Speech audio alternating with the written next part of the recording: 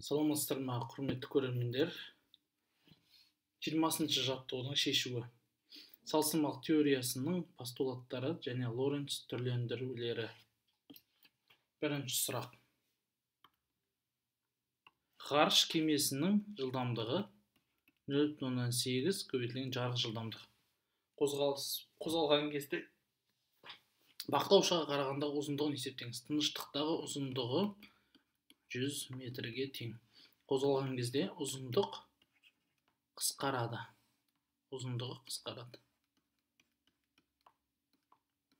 Яғни 100 көбейтілген түбір асты 1 азайтылған 0,8-дің квадраты с-ның квадраты бөлінген с-ның квадраты қысқарады.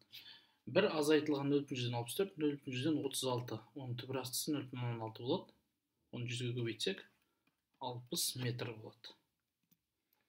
Радиусы 1 метр шеңбер, сызықтық жылдамдығы 0,99 с өз жазықтығында айналуда. Шеңбердің ұзындығының радиусқа қатынасы неге тең дейді. Шеңбердің ұзындығы тыныштық күйінде 2πr-ға тең ғой. Қозғала бастағанда ол қысқарады. Яғни 6,28 радиус 1-ге тең 1 азайтылған 0,99-ның квадраты с квадраты қысқарып кетті. 1 азайтылған 0,99 квадрат түбір асты.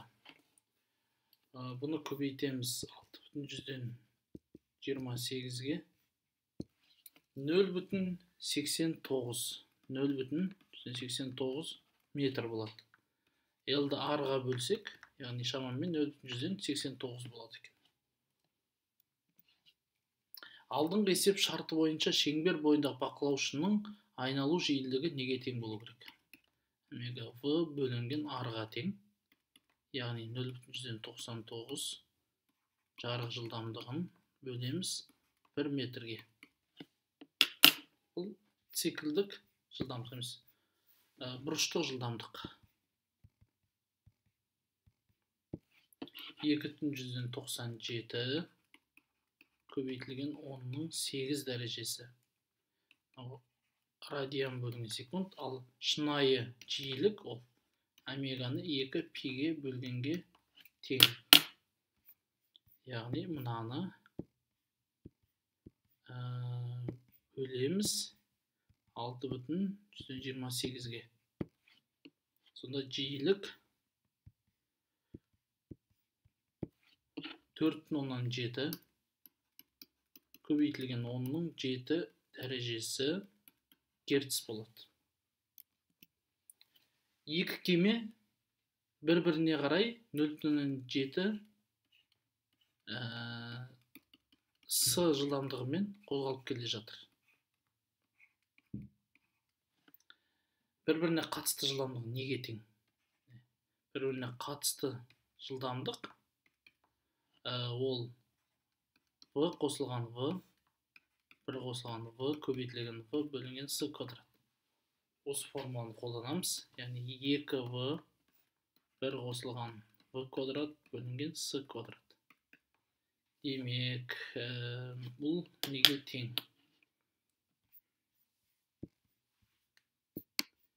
Так, 1 қосылған 0,7-ның квадраты. Бұны көбейтеміз 1,4-ге. Сонда 0,94 с болады. Алдыңғы есеп шарты бойынша бірінші кемедегі бақылаушының көзқарасы бойынша бірінші кемеде 1 минут уақыт өтеді.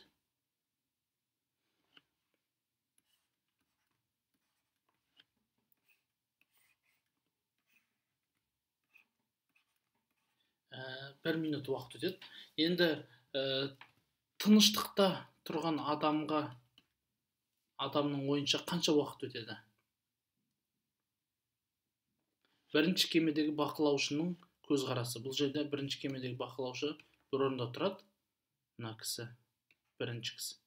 екіншісі оған қатысты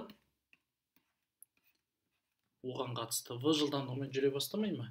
Сол үшін мына жерде өткен 1 минут мына жақта азырақ уақыт өткізеді. Яғни дельта t2 тең болады. Дельта t1 көбейтілген 1 минус v квадрат бөлінген s квадрат. Бұл жерде тыныштық күйі, жаңа өзінің уақыты деген дельта t2 осы уақыт болады. Ол уақытты бөлеміз 1 минус v квадрат бөлінген s квадратқа, сол кезде 1 минут болады. Демек, бұлай керісінше қарастыратын болсақ, бір азайтылған 0,7-нің квадраты түбір асты 0,71 минут болады екен шамы. 0,71 минут. Ал екінші жағдайда ол бірінші адам тұрады. Бұған 1 минут уақыт өткен болса, үшінші адам, ол мына жерде орналасқан кісі қандай жаңалықпен қозғалады? 0,94 с деген жаңалықпен қозғалады. Онда дельта t3, дельта t1 түбір асты 1 минус v қатысты квадрат бөлінген s квадрат болады. Оған қатысты. Сондай жаңалықпен қозғалып барады. Бір азайтылған 0,94-тің квадраты. Осының түбір астысы 0,34 минут болады. Жақсы, осымен сабағымыз бітті. Сау болыңыз.